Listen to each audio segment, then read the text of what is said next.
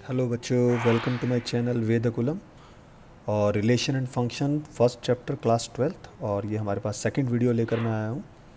आज की इस वीडियो में हम लोग रिलेशंस के जो डिफरेंट टाइप्स हैं उनको डिस्कस करने वाले हैं। और जैसे हम लोग आज के इस मॉड्यूल में पढ़ेंगे, एक वर्ड रिलेशन क्या होता है, उसके साथ साथ इसको एम्प्टी रिलेशन भी बोलते हैं, आप लोगों ने पढ़ा हुआ है। इसके अलावा यूनिवर्सल रिलेशन क्या होता है हमारे पास, ये पढ़ेंगे। और उसके बाद इम्पॉर्टेंट रिलेशन में हमारे पास आ जाता है आइडेंटिटी रिलेशन। और आइडेंटिटी रिलेशन के साथ साथ हमारे पास तीन सबसे इम्पॉर्टेंट आते हैं। रिफ्लेक्सिव रिलेशन क्या होता है, सिमेट्रिक रिलेशन क्या होता है, और ट्रांजिटिव रिलेशन क्या होता है। तो बेसिकली अगर 12th क्लास की मैं बात करूँ तो हमारे लिए ये तीनों सबसे इम्पॉर्टेंट हैं, और क्योंकि इन्हीं तीनों पर हमारे पास ये एक्सरसाइज 1.1 है। और जनरली ये तीनों लगभग आइडेंटिटी के साथ किस तरीके से डिफ़र करते हैं, तो आज के इस वीडियो में हम लोग इसको डिटेल में पढ़ने जा रहे हैं। एग्जांपल्स के साथ हम इसको डिस्कस करेंगे। चलिए विदाउट वेस्टिंग अवर टाइम हम स्टार्ट करते हैं। सबसे पहले हम दो बेसिक रिलेशंस की बात कर लेते हैं जो आप लोग 11th क्लास में पढ़ के आए हो। सबसे पहला रिलेशन है वर्ड रिलेशन, और इसको वर्ड रिलेशन के साथ साथ इसको हम लोग एम्प्टी रिलेशन भी बोल देते हैं। एम्प्टी रिलेशन क्या होता है, मैं पहले इसको एक एग्जांपल लेके समझाता हूँ और फिर बाद में इसको डिफ़ाइन करेंगे। सपोज़ करो कि आपको एक सेट दे दिया है ए, और उस सेट के अंदर हमारे पास तीन एलिमेंट्स है 1, 2 एंड 3। ठीक है। और इस सेट के लिए आपका एक रिलेशन बनता है आर, और वो रिलेशन है हमारे पास A comma B where A minus B is equals to 10। So यानी इसका मतलब ये हुआ कि आपको इस सेट ए से 1, 2 और 3 में से कोई भी एलिमेंट चूज़ करने हैं दो, और इस तरीके से चूज़ करने हैं कि उनका जो डिफरेंस है वो 10 आए। अब आप, क्योंकि ये हमारे पास a minus B is equals to 10 को अगर मैं देखता हूँ, तो अगर a कुछ भी लेता हूँ तो a की किसी भी वैल्यू पे b की वैल्यू जो होनी चाहिए वो a माइनस 10 होनी चाहिए। यानी अगर a को मैं 1 रखता हूँ तो b की वैल्यू कितनी होनी चाहिए, -9। a को अगर मैं 2 रखता हूँ तो b की वैल्यू कितनी होनी चाहिए, -8। a को अगर 3 रखता हूँ तो b की वैल्यू होनी चाहिए -7। जबकि -9, -8 और -7 हमारे पास सेट के अंदर अवेलेबल नहीं है। तो ऐसा रिलेशन हम लोग जनरेट ही नहीं कर सकते, ये रिलेशन पॉसिबल ही नहीं है। तो ऐसे रिलेशन को हम वर्ड रिलेशन या एम्प्टी रिलेशन कॉल करते हैं। बात समझ में आया? तो हम इसको कैसे लिख सकते हैं कि देखिए, क्योंकि जो ए माइनस बी जो है हमारे पास रिलेशन एग्जिस्ट नहीं करता, तो मैं कह सकता हूँ कि R does not contain any element of this A, so R is an empty set और R is a void relation on A. तो इसको डिफाइन कैसे करेंगे, हमारे पास इसका डेफिनेशन हो जाएगा कि a relation which can't exist for a given set is called word relation या empty relation। क्लियर? ठीक है। तो ये हमारे पास एक वर्ड रिलेशन हो गया। चलिए सेकंड रिलेशन की बात करते हैं। Second relation is universal relation. So universal relation क्या होता है, बिल्कुल वर्ड रिलेशन का ऑपोजिट हो गया। वर्ड रिलेशन में किसी भी सेट के लिए रिलेशन में कोई भी एलिमेंट एग्जिस्ट नहीं करता, और यूनिवर्सल रिलेशन में किसी भी सेट के लिए रिलेशन के अंदर हर एलिमेंट सेटिस्फाई करता है। अब चलो एक एग्जांपल और ले लेते हैं कि सपोज़ हमारे पास सेट आपको दे दिया है वही 1, 2 एंड 3। ठीक है। और मेरे पास इस सेट के लिए एक रिलेशन है a comma B where mod of a minus B is less than 10। A में से हमारे पास जो तीन एलिमेंट है 1, 2 और 3, इन तीनों को इस तरीके से चूज़ करना है कि इन दोनों का डिफरेंस हमेशा 10 से कम आए। अब देखो, आप डिफरेंस जो है 10 से कम पॉजिटिव भी हो सकता है, निगेटिव भी हो सकता है, but since it is in mod तो ये हमेशा 10 से कम ही आएगा। ठीक है। अब क्योंकि मैं कह सकता हूँ कि ए के जो एलिमेंट्स हैं वो किसी भी एलिमेंट के लिए ये रिलेशन ट्रू होगा ही होगा, सो ऐसे रिलेशन को हम यूनिवर्सल रिलेशन कहेंगे। ठीक है। तो अब देखो, क्योंकि a minus B is less than 10 for all A comma B belongs to A, मैं ये कह सकता हूँ। तो इसका मतलब क्या हुआ कि this A minus B belongs to R for all A comma B belongs to A. ठीक है, तो इसका मतलब आर इज यूनिवर्सल रिलेशन। तो इस यूनिवर्सल रिलेशन की डेफिनेशन कैसे बनेगी, जरा मैं इसको लिख देते हैं हमारे पास। इसको लिखेंगे if each element of A is related to every element of A itself, then the relation is called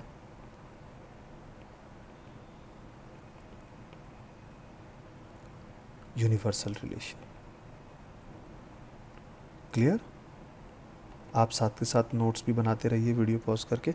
आपको वीडियो पॉज करने की ज़रूरत नहीं पड़ेगी, इसलिए मैं अपनी वीडियोस में साथ के साथ बोलता रहता हूँ ताकि आप लोग लिखते रहें, वरना आप लोग सिर्फ मोबाइल को पकड़ने के लिए ही अपने हाथ यूज़ करेंगे, लिखेंगे नहीं। तो साथ के साथ आप क्या है, नोट्स बनाते रहिए। ठीक है, तो इन दोनों रिलेशन से हमारे पास एक चीज़ क्लियर हो गई कि अगर मैं वर्ड रिलेशन की बात करता हूँ तो ये सबसे स्मॉलेस्ट रिलेशन हो गया, और अगर मैं यूनिवर्सल रिलेशन की बात करता हूँ तो ये सबसे लार्जेस्ट रिलेशन है। बात समझ में आया? और क्योंकि वर्ड और यूनिवर्सल इन दोनों रिलेशन को ही हम ट्राइवल रिलेशन भी बोलते हैं। ट्राइवल रिलेशन का मतलब क्या होता है, कोई ख़ास इंपॉर्टेंट नहीं होते, एक तरह से जस्ट काम चलाऊ होते हैं हमारे पास, इनकी कोई ख़ास इंपॉर्टेंस नहीं होती है। ठीक है, तो ये हमारे पास दो वो रिलेशन हो गए जो हम लोगों ने शायद 11th क्लास में भी पढ़े थे, और मैंने इनको जस्ट आपको रिवाइज़ करा दिया। क्यों रिवाइज़ करा कि अभी हमें इसकी ज़रूरत आगे पढ़ने वाली। चलिए, सो नेक्स्ट हमारे पास जो इम्पॉर्टेंट रिलेशन है जिसको अब हम पढ़ने वाले हैं, दैट इज़ आइडेंटिटी रिलेशन। अब यहाँ से आप ध्यान देना शुरू कीजिएगा। ठीक है, तो आइडेंटिटी रिलेशन का मतलब क्या हुआ कि अगर हमारे पास कोई सेट दिया हुआ है, सपोज़ आपके पास एक सेट है ए, और ए के एलिमेंट क्या हैं हमारे पास, ए, बी और सी। तो इसका एक ऐसा रिलेशन जिसमें हमारे पास हर एलिमेंट खुद के साथ ही रिलेशन बनाए, उसको हम आइडेंटिटी रिलेशन कहेंगे। यानी एक ऐसा रिलेशन जहाँ पर रिलेशन ए कॉमा ए हो, जहाँ पे ए बिलोंग्स टू ए। यानी अगर मैं लिखूँ R is equals to A comma A का ए के साथ ही बने, बी का बी के साथ ही बने, और सी का सी के साथ ही बने। इसके अलावा कोई और नहीं होना चाहिए। और अगर कहीं पे साथ में इसके मैंने लिख दिया ए का बी के साथ, तो वो आइडेंटिटी रिलेशन का पार्ट नहीं होगा। ठीक है, हर एलिमेंट खुद के साथ रिलेशन बनाएगा, तभी उस रिलेशन को आइडेंटिटी रिलेशन बोलेंगे। आई होप आपको समझ में आया। ठीक है, तो चलो इसको पहले एक डिफ़ाइन कर लेते हैं, फिर बाद में के एग्जांपल से हम बनाने की कोशिश करेंगे। ठीक है, तो मैं इसको सिंपल लैंग्वेज में क्या लिख सकता हूँ कि if every element of A is related to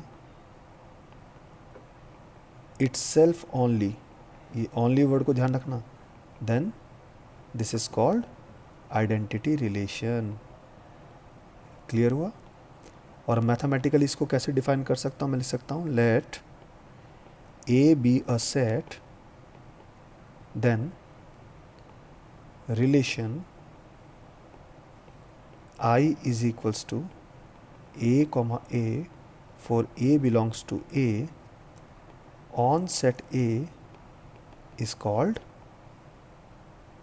identity relation। ठीक है, ये तो आपकी वो जो आपकी घिसी-पिटी किताबों वाली डेफिनेशन होगी वो हो गई। समझाने के लिए मैंने आपको एक एग्जांपल देना है। अब चलिए एक एग्जांपल ले लेते हैं हम यहाँ पे एक। ठीक है, सपोज़ हमारे पास एक सेट है, हमारे पास 1, 2 और 3, और हमारे पास एक रिलेशन बना 1,1, 2,2 and 3,3। तो this relation is identity relation. क्यों? क्योंकि 1 का 1 के साथ है रिलेशन, 2 का 2 के साथ रिलेशन है, 3 का 3 के साथ रिलेशन। क्लियर? तो ये से रिलेशन को हम क्या बोलेंगे? Identity relation. सपोज़ अगर आपके पास रिलेशन कुछ इस तरीके से होता है, एक और रिलेशन ले लेते हैं 1,1 और 3,3, तो क्या ये आइडेंटिटी रिलेशन होगा? देखिए यहाँ पे 1 का 1 के साथ रिलेशन है, 3 का 3 के साथ रिलेशन है, लेकिन क्योंकि सेट में हमारे पास एक एलिमेंट 2 भी था और वो यहाँ पर रिलेशन में एग्जिस्ट नहीं करता, तो मैं लिख सकता हूँ since 2,2 does not belong to R2, that's why this relation is not identity relation. तो आइडेंटिटी रिलेशन होने के लिए इम्पॉर्टेंट है कि सेट के सारे एलिमेंट का रिलेशन अवेलेबल होना चाहिए। सपोज़ इस ए में हमारे पास 1, 2, 3 हैं, तो हमारे पास आइडेंटिटी रिलेशन में 3 हमारे पास यहाँ पे ऑर्डर्ड पेयर्स बनेंगे। बात समझ में आया? क्योंकि R2 में सिर्फ 2 ही ऑर्डर्ड पेयर हैं, तो ये आइडेंटिटी रिलेशन नहीं होगा। क्लियर? अगर कोई मिसिंग है तो आइडेंटिटी रिलेशन नहीं बनेगा। अगर हमारे पास एक रिलेशन ऐसे ले लेता हूँ 1,1, 2,2, 3,3 एंड 1,3, तो क्या ये आइडेंटिटी रिलेशन होगा? देखिए यहाँ पे हमारे पास सेट ए में 3 एलिमेंट हैं, तो हमारे पास इनके सेल्फ के साथ जो रिलेशन बनेगा 3 ऑर्डर्ड पेयर बनेंगे, और यस 3 ऑर्डर्ड पेयर अवेलेबल हैं, लेकिन 1,3 भी अवेलेबल है। आइडेंटिटी रिलेशन की डेफिनेशन क्या है? कि रिलेशन सिर्फ खुद के साथ होना चाहिए। यहाँ पर इसका खुद के साथ तो है, लेकिन उसके साथ ये एक्सेस में है। सो क्योंकि 1,3 जो है that does not belong to R3, ठीक है, तो ये रिलेशन हमारे पास उस आइडेंटिटी मैट्रिक्स की डेफिनेशन को सेटिस्फाई नहीं करता, एक्सेस में एग्जिस्ट कर रहा है। सो अगेन ये भी आइडेंटिटी मैट्रिक्स नहीं होगा। तो आइडेंटिटी मैट्रिक्स के लिए इम्पॉर्टेंट क्या है कि जो एलिमेंट हैं आइडेंटिटी रिलेशन के लिए इम्पॉर्टेंट क्या है कि सेट के जितने एलिमेंट हैं उतने ही ऑर्डर्ड पेयर बने, ना उससे ज़्यादा ना उससे कम, और जो भी ऑर्डर्ड पेयर बने उन एलिमेंट का खुद के साथ रिलेशन होना चाहिए। आई होप ये आपको क्लियर हो गया है। अभी आगे बहुत सारे हम जब रिलेशंस करेंगे तो वहाँ पर ये चीज़ें और डिटेल में क्लियर होने जा रही हैं। ठीक है, चलिए नेक्स्ट लेके चलते हैं। अगर कोई प्रॉब्लम है तो आप कमेंट सेक्शन में लिख दीजिएगा, मैं उसको और डिटेल में एक्सप्लेन कर दूँगा। फोर्थ हमारे पास रिलेशन आ गया reflexive relation.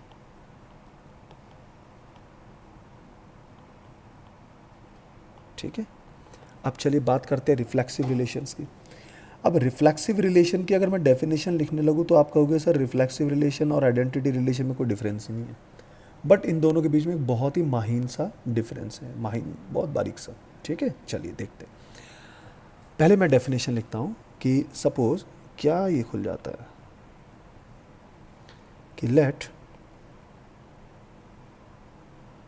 A set A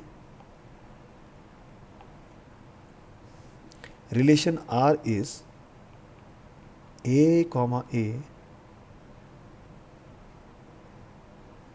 where A belongs to R, this is called reflexive relation. Then R is called reflexive relation.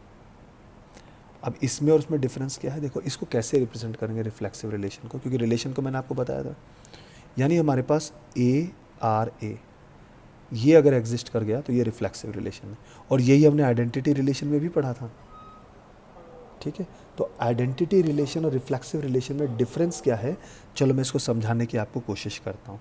ठीक है, सपोज हमारे पास ए कोई सेट है और इसके एलिमेंट है ए कॉमा बी कॉमा सी। ये चलिए पुराने वाला ये एग्जांपल लेके चलते हैं, ज़रा इसको रब कर देते हैं हम लोग यहाँ पे। ठीक है, चलिए ये एक एग्जांपल ले लेते हैं। तुम कहाँ से आ गए भैया? a is equal to 1,2,3। इसके लिए हमने रिलेशन बनाने। ठीक है, तो ये फर्स्ट रिलेशन हम ले लेते हैं R1।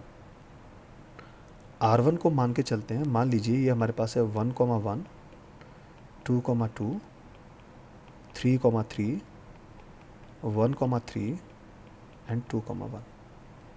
ऐसे ही एक रिलेशन R2 ले लेते हैं 1,1, 3,3, 2,1 3,2। एक और रिलेशन बना लेते हैं R3, तीनों को एक साथ ही एक्सप्लेन करूँगा, 1,1, 2,2 एंड 3,3। हमें चेक करना है कि ये आइडेंटिटी होगा या रिफ्लेक्सिव होगा या दोनों भी होंगे। बात समझ में आया? तो चलिए सबसे पहले हम बात किसकी करते हैं, R1 की बात करते हैं। देखो बेटा, अगर आइडेंटिटी रिलेशन की बात करें तो हमारे पास कंडीशन क्या होनी चाहिए, A क्योंकि हमारे पास 3 एलिमेंट हैं तो हमारे पास आइडेंटिटी होने के लिए इसके पास क्या होना चाहिए, 3 ही ऑर्डर्ड पेयर होने चाहिए। लेकिन यहाँ पर ऑर्डर्ड पेयर कितने हैं, 5। तो सीधी सीधी सी बात है, आइडेंटिटी रिलेशन नहीं है। अब रिफ्लेक्सिव रिलेशन के लिए भी ये कंडीशन सेटिस्फाई है कि ए का ए के साथ रिलेशन होना चाहिए। तो देखो 1 का 1 के साथ रिलेशन है, 2 का 2 के साथ रिलेशन है, 3 का 3 के साथ रिलेशन है। लेकिन उसके अलावा 2 एडिशनल रिलेशन भी हैं, 1 का 3 के साथ, 2 का 1 के साथ। सो रिफ्लेक्सिव रिलेशन में ये चीज़ इम्पॉर्टेंट नहीं है कि रिलेशन में किसी एलिमेंट ए का बी के साथ रिलेशन है या नहीं, वो हो या ना हो उससे फ़र्क नहीं पड़ता है, लेकिन ए रिलेशन ए जरूर होना चाहिए। ये यानी अगर 1 का 1 के साथ, 2 का 2 के साथ, 3 का 3 के साथ, ये तीनों अवेलेबल हैं, गुड। लेकिन इसके साथ अगर एडिशनल हैं तो रिफ्लेक्सिव होने के लिए कोई रिस्ट्रिक्शन नहीं है, ये रिफ्लेक्सिव होगा। क्यों? क्योंकि इसने ए को सेटिस्फाई कर दिया है, बाकी को हमें देखने की ज़रूरत नहीं है। लेकिन आइडेंटिटी में प्रॉब्लम ये है कि एडिशनल नहीं होना चाहिए, ये होना नहीं चाहिए। रिफ्लेक्सिव में हो या ना हो फ़र्क नहीं पड़ता, ठीक है। तो इसका मतलब ये रिफ्लेक्सिव हो जाएगा। ये बात समझ में आया? गुड। अब बात करते हैं हम R2 की। देखिए अगर R2 की बात करते हैं, 1,1, 2,2 नहीं है यहाँ पे। अगर मैं R2 की बात करता हूँ तो A को अगर सेटिस्फाई करता हूँ तो 2R2 ये नहीं है, तो इसलिए ये आइडेंटिटी नहीं है। और क्योंकि ये इसमें 2,2 नहीं है तो ये रिफ्लेक्सिव की कंडीशन को भी सेटिस्फाई नहीं कर रहा है, तो वो भी नहीं होगा। बात समझ में आया? अब R3 की बात करते हैं, 1,1, 2,2 एंड 3,3 ये तीनों एग्जिस्ट कर रहे हैं। तो क्योंकि 3 ही एलिमेंट हैं और 3 ही ऑर्डर्ड पेयर हैं और तीनों खुद के साथ बना रहे हैं, यस आइडेंटिटी होगा। क्लियर? दूसरी चीज़, क्योंकि इसमें आइडेंटिटी तो सेटिस्फाई हो गया तो इसका मतलब ये रिफ्लेक्सिव तो होगा ही होगा, क्योंकि आइडेंटिटी और रिफ्लेक्सिव की कंडीशन सेम है। तो यहाँ से देखो R1, R2, R3 को देख के एक चीज़ क्लियर हो गया कि अगर आइडेंटिटी रिलेशन है तो वो रिफ्लेक्सिव है, लेकिन अगर आइडेंटिटी रिलेशन नहीं है तो वो रिफ्लेक्सिव हो भी सकता है और नहीं भी हो सकता। सो मैं एक कंक्लूजन क्या दे सकता हूँ कि if a relation is identity then it is reflexive itself, but if it is not identity relation then it may और मे नॉट बी रिफ्लेक्सिव। तो मैं इस पॉइंट को नोट कर लेते हैं इनको, ये बहुत इंपॉर्टेंट पॉइंट हो जाएंगे आपके पास, कि अगर हमारे पास हमारे पास आइडेंटिटी है देन रिफ्लेक्सिव भी होगा, बट अगर आइडेंटिटी नहीं है तो मे और मे नॉट रिफ्लेक्सिव होगा। ये तीनों 2 कंडीशन मैंने ऊपर आपको एक्सप्लेन कर दी। दूसरी जो इम्पॉर्टेंट, एक पॉइंट ये हो गया, दूसरा पॉइंट ये होगा, तीसरा इम्पॉर्टेंट पॉइंट ले लेते हैं कि जितने भी यूनिवर्सल रिलेशन होते हैं वो सब के सब रिफ्लेक्सिव होते हैं। All the universal relations are reflexive. तो आपको ज़्यादा सोचने की जरूरत नहीं, if they are universal then they are reflexive. Clear हो गया? तो ये रिफ्लेक्सिव रिलेशन आई होप आपको समझ में आया। चलिए नेक्स्ट है हमारे पास relation number 5, that is symmetric relation.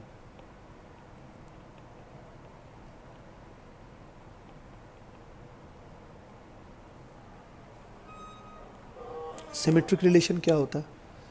देखिए सिमेट्रिक रिलेशन में हमें क्या चीज़ देखनी है कि अगर हमारे पास कोई सेट है ए और उस सेट में एक रिलेशन बिलोंग करता है A, B,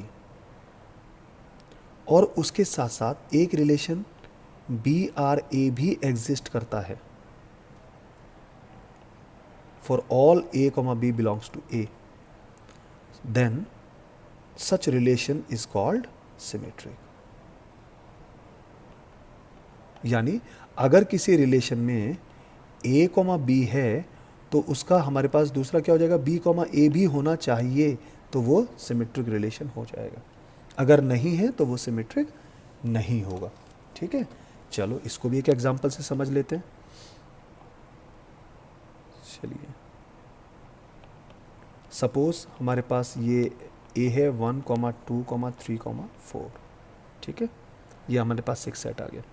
इसका एक रिलेशन ले लिया R1, ये है 1, 3, 1, 4, 3, 1, 2, 2 एंड 4, 1। तो अब ये बताइए क्या ये आइडेंटिटी रिलेशन है? क्योंकि हमारे पास 4 एलिमेंट हैं तो इसके पास 4 ऑर्डर्ड पेयर होने चाहिए खुद के साथ। 1, 1 नहीं है, 2, 2 नहीं है 3, 3 नहीं है, तो सीधी सी बात है आइडेंटिटी नहीं होगा। किसी एक को चेक कर लो। सेकंड, क्या ये रिफ्लेक्सिव होगा? क्योंकि आइडेंटिटी नहीं है तो रिफ्लेक्सिव हो भी सकता है, नहीं भी हो सकता। रिफ्लेक्सिव होने के लिए आइडेंटिटी वाली कंडीशंस होनी ज़रूरी है, क्योंकि नहीं है तो ये भी नहीं होगा, क्योंकि रिफ्लेक्सिव के लिए भी 1, 1 होना ज़रूरी है, वो नहीं है। तीसरी बात करते हैं सिमेट्रिक की।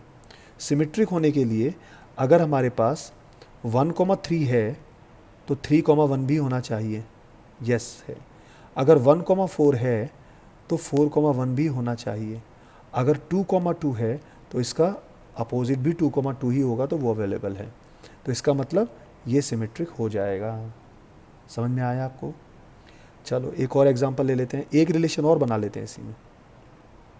रिलेशन है 1, 1, 2, 2, 3, 3, 4, 4, 1, 3।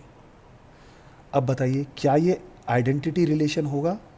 क्योंकि हमारे पास ये 4 एलिमेंट हैं तो 4 हमारे पास ऑर्डर्ड पेयर होने चाहिए, चारों अवेलेबल है बट एक एडिशनल है, सो आइडेंटिटी नहीं होगा। बट ये रिफ्लेक्सिव हो जाएगा क्योंकि एडिशनल से कोई फ़र्क नहीं पड़ता। जो प्राइमरी हैं 4 वो चारों होने चाहिए। क्लियर? अब बात करते हैं सिमेट्रिक की। 1, 1 का सिमेट्री 1, 1, 2, 2 का सिमेट्री 2, 2, 3, 3 का सिमेट्री 3, 3, 4, 4 का सिमेट्री 4, 4, 1, 3 का symmetry 3, 1। That is not available since 3, 1 does not belong to R2 and 1, 3 that belongs to R2, but 3, 1 does not belong to R2. That's why this is not symmetry. Clear? चलिए अब आते हैं हम R3 पे। एक relation और बना लेते हैं 1, 2, 2, 1, 1, 1, 2, 2 एंड 3, 3। अब बताइए मुझे आइडेंटिटी रिलेशन होगा? देख के पता चल रहा है नहीं होगा। रिफ्लेक्सिव होगा? नहीं होगा। और सिमेट्रिक होगा?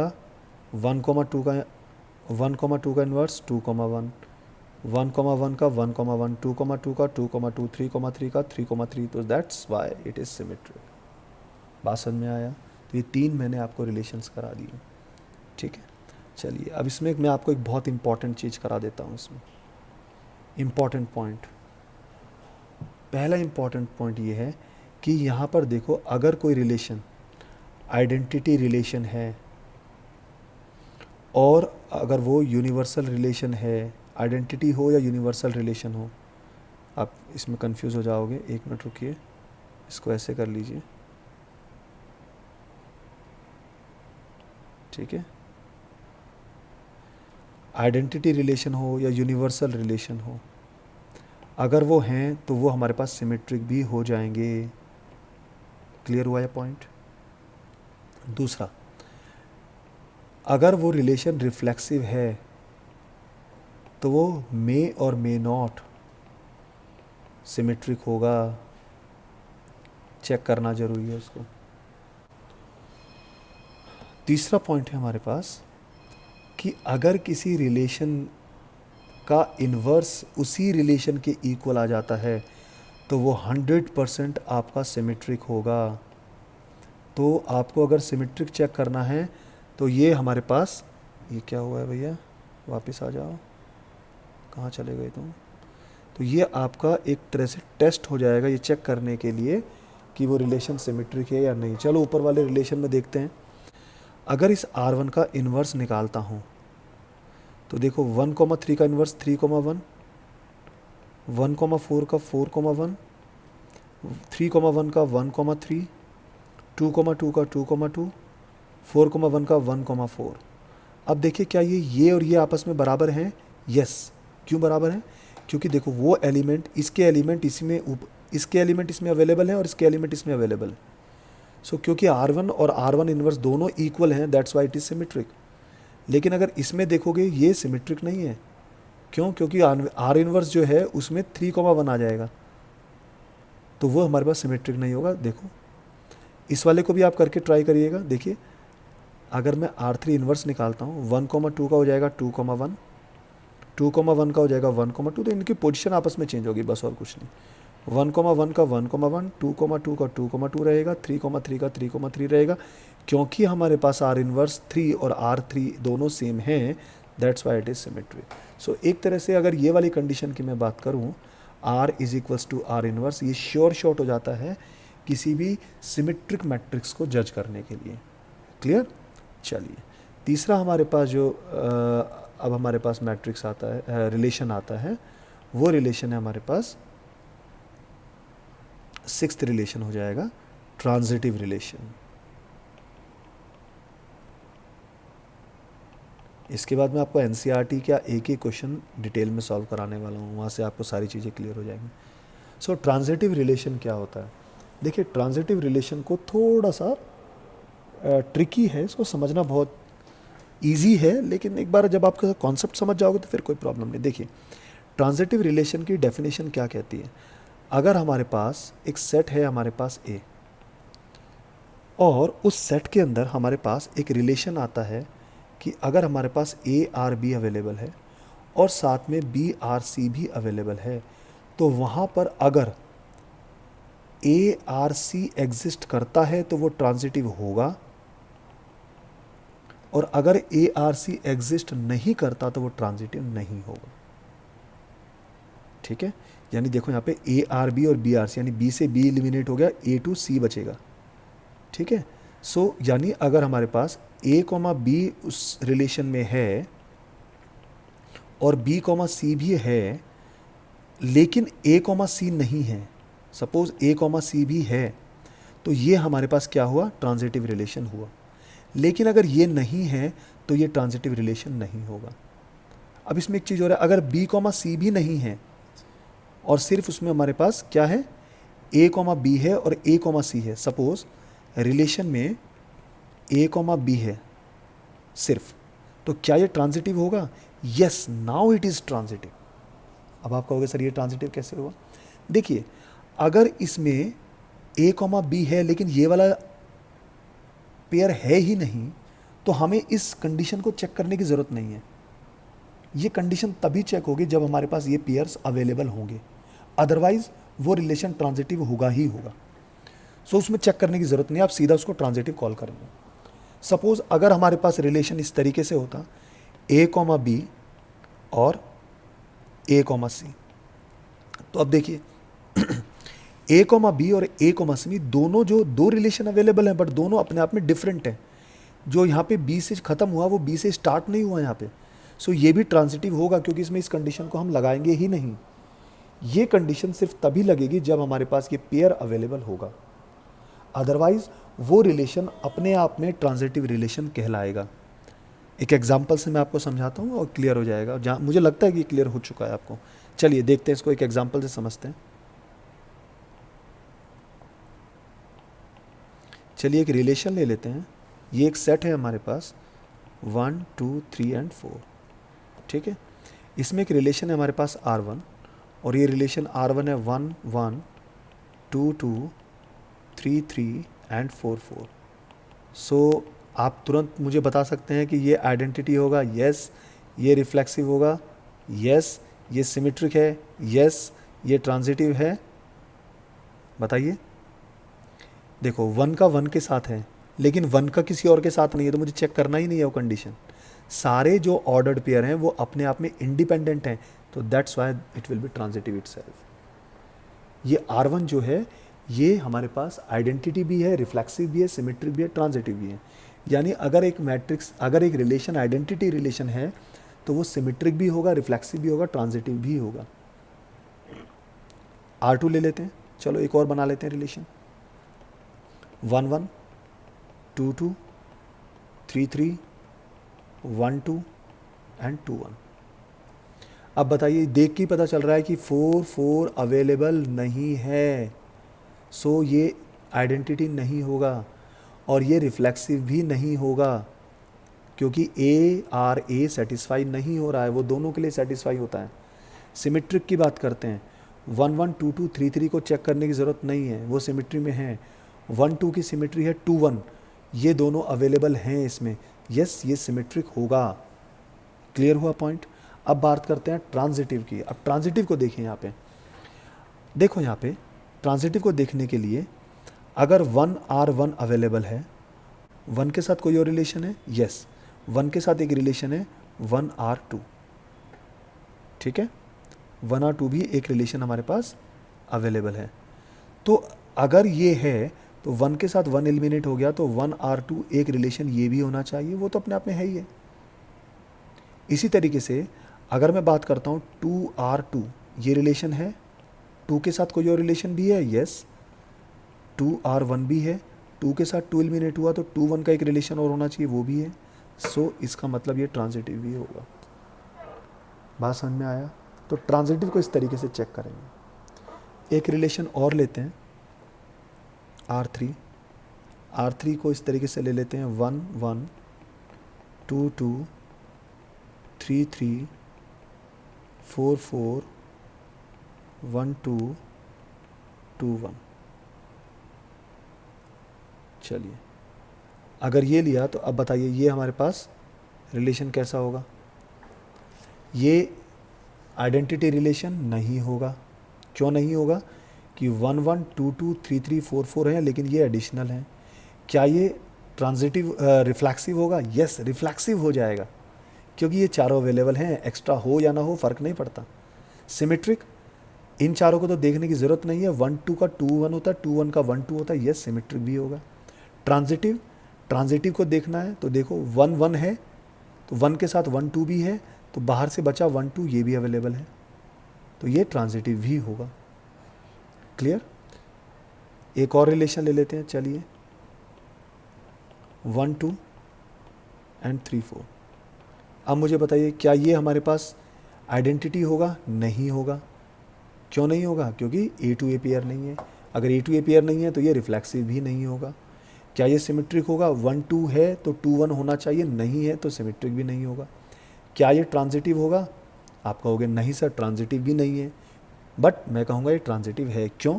क्योंकि देखिए 1 2 और 3 4 ये इंडिपेंडेंट हैं। 1 R2 और 3 R4, 2 के साथ कोई 2 वाला पेयर है ही नहीं, तो ये भी इंडिपेंडेंट है, ये भी इंडिपेंडेंट है, तो पेयर चेक करना ही नहीं है, यस ट्रांजिटिव हो जाएगा। सो बात समझ में आया आपको कि ट्रांजिटिव के लिए हम वो कंडीशन तभी कंसिडर करेंगे जब वो पेयर बनाए। चलिए, तो यहाँ से हमारे पास एक चीज़ आ गई कि अगर कोई रिलेशन आइडेंटिटी रिलेशन है तो वो ट्रांजिटिव तो होगा ही होगा। सो मैं इसको इम्पॉर्टेंट पॉइंट्स में क्या लिख सकता हूँ? फर्स्ट पॉइंट हो गया हमारे पास कि जो भी हमारे पास आइडेंटिटी रिलेशन होते हैं या जितने भी यूनिवर्सल रिलेशन होते हैं वो सब के सब ट्रांजिटिव भी होते हैं। ये चीज़ क्लियर हुआ। अब देखो, इसमें एक और इम्पॉर्टेंट चीज़ बता देता हूँ आपको।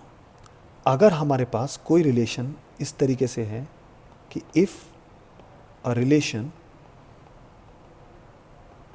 Is reflexive, symmetric and transitive, so then such relation is called equivalence relation.